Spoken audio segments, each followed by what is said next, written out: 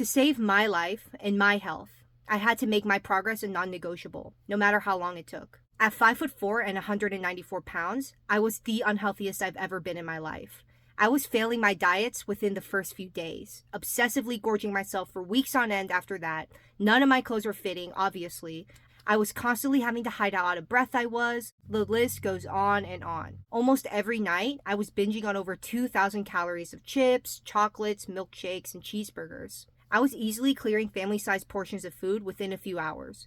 If there was food that I was even remotely craving in the house, it was as good as gone. I couldn't control myself. My body had become the conclusion of years of a lack of discipline and unaddressed food issues. Something had to change, and desperately. Come with me or don't on my 30-day weight loss challenge. I haven't, oh my god, 150? 2.5 months later, and 44 pounds lighter.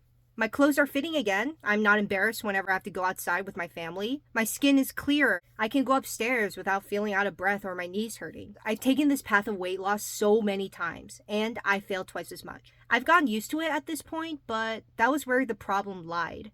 I gave up before I started, and that mentality bled into every meal I ate and every workout I powered through. It was just delaying the inevitable. To save my life and my health, I had to make my progress a non-negotiable, no matter how long it took. Whenever I think of dieting, I immediately think of a list of foods that I can't have, my hard nose. I tell myself that, oh, I can't have rice because it's too carby, or cantaloupe's bad for me because it's too sugary. I thought that by eating these things, I would instantly ruin my progress. Restriction felt like the only way I could succeed, and I did it to such an extreme that I was counting how many grapes I would eat in a day. However, restriction to that level makes a person hungry, until you inevitably slip up. What made me successful in losing this weight isn't by denying myself access to these delicious foods, but instead having them in moderation. And I know, easier said than done, right? Moderation is a difficult skill to learn and maintain. I didn't know what it felt like to be full, or how much was too much for me in one sitting.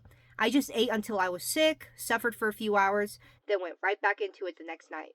I knew what regular portion sizes were, but I had to retrain my brain to become used to eating that small amount again. I do an OMAD diet, meaning I eat one meal a day to address caloric needs. I don't like eating breakfast, and dinner almost will always make me binge later in the night, so OMAD works for me. It gives me a schedule around food and makes it less likely for me to binge outside of a set time.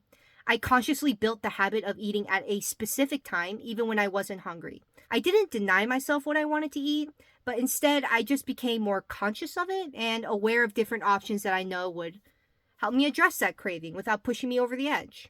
Because of this, I was able to expand my food choices beyond things my binge brain was used to, like cheeseburgers and milkshakes. I was having teriyaki glazed salmon with rice balls and arugula salad, kimchi stewed ribs, and hot honey chicken wings. I was truly enjoying eating again. A small change I made was by asking myself, what am I craving, and what changes can I make to address it? Here's an example. I will go to Cookout at least 3 to 4 times a week at my worst. Cookout is a burger chain we got over here in the East Coast. If you're from there, shout out! Let me know in the comments! I'm a Cookout addict, and I would get 2 cheddar styles, which is basically a cheeseburger with bacon, cheese, grilled onions, all the fixins, with honey mustard and coleslaw, a chicken quesadilla, fries, and a cappuccino milkshake with M&Ms. Doing some mathematical calculations, that is 2,692 calories.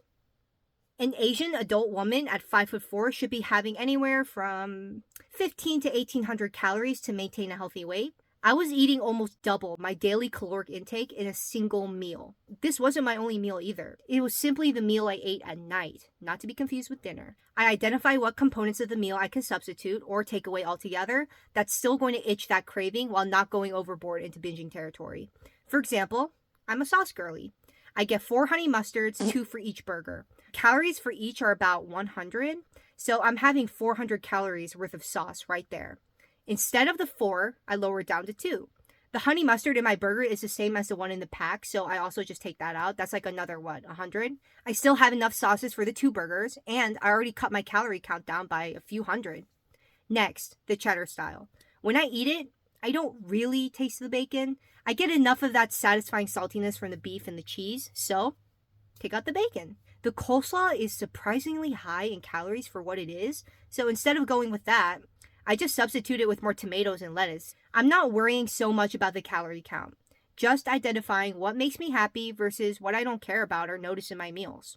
I'm already 1,000 calories down from my original order amount, and I'm still eating what I want. Granted, it's not good, but hey, it's what I crave. Basically, what I'm saying is small changes add up.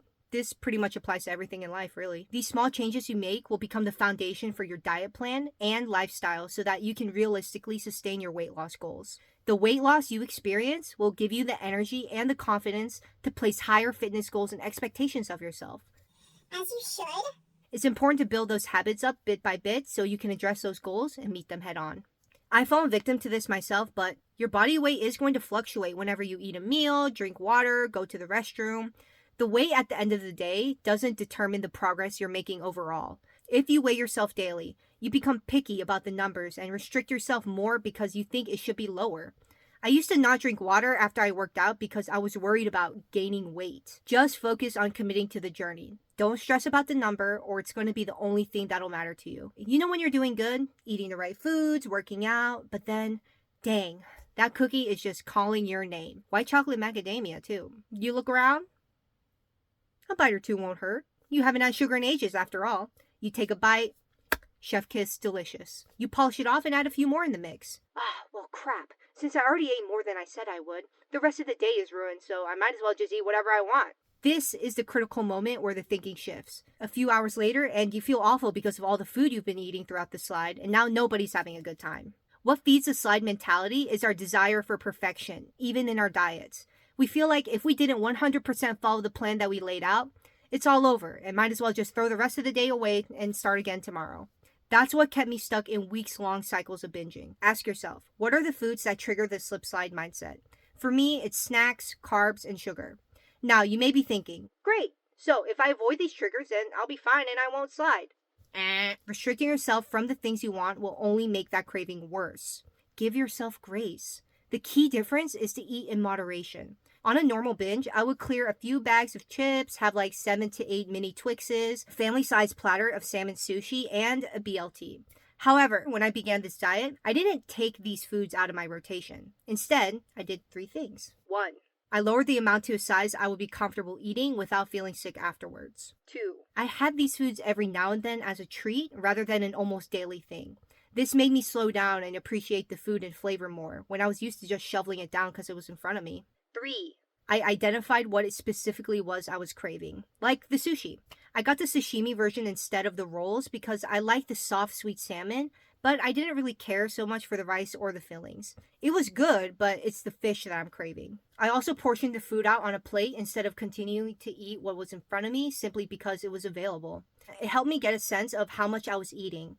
I also put in more vegetables whenever I could because it made me feel fuller, more satisfied, and not guilty for eating bad. A colorful plate is good for the soul. I used to think it was important that I do these long, gruesome workouts to get quicker results, but that just made me less likely to exercise the following day. I feel like we fall into the trap of overachieving in the first few days because we want to set a standard for how the rest of the diet will go, but it's just not maintainable. My dad would tell me, "죽기 전에 한번 해봐." The rough translation being, push yourself to that point just before death. I used to do that, but it kind of infected my daily life. I would be exhausted and sore constantly. I refused to rest or recover because I thought that was the only way I could get results. Start at a steady, manageable pace and work up from there. In the first 30 days, I barely went to the gym or exercise. I started with just my body and my time, choosing to do things that'll have me moving around, like walking my dog or following a workout video whenever I had free time. As the weight dropped, my energy levels and stamina were getting better, and I felt good enough to start working out more seriously. I matched my energy levels to my workout, and more often than not, I would be farting out a piss-poor 30-minute exercise, but that didn't matter, because at the end of the day, I moved. A minute of action is always going to be better than an hour of theory. You don't need to give it your 100%, because literally any percent is better than 0. I can't accurately tell you what my body looks like. I don't know if it's because I subconsciously blocked that image from my memory or if it's some sort of body dysmorphia my binge eating made worse, but by taking progress pictures, I was able to see and compare the physical changes my body made. You don't have to look at it. Take a front and side profile full body pic, throw it in a folder, and forget about it. That's literally what I did for the first month. I couldn't see my body because I hated it.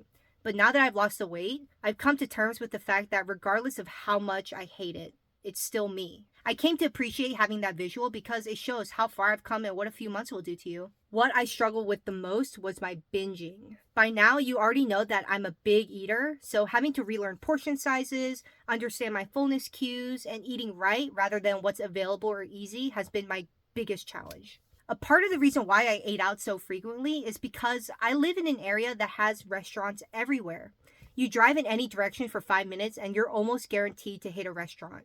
And not like McDonald's either. I'm talking about pretty okay quality chain restaurants, solid 3.5s and up. It's easier than preparing the food I have at home because it involves cleaning, cooking, cutting, packaging, just extra work that I can't be bothered with.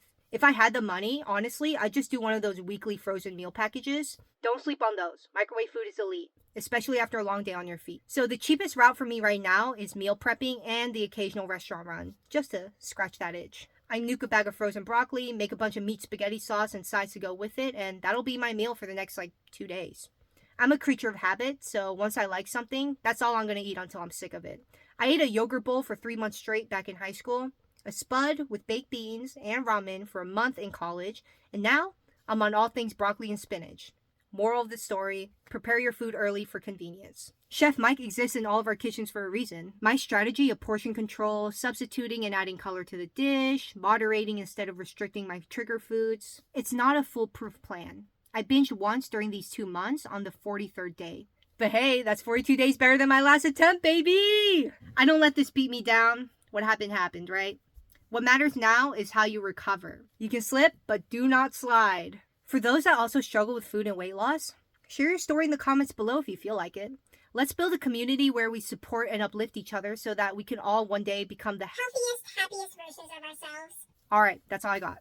If you got any questions or you want me to go into more detail, let me know in the comments and I'll get to it. If you stuck it out this far, thanks for watching. And again, like, subscribe, do the notification bell thing. Bye.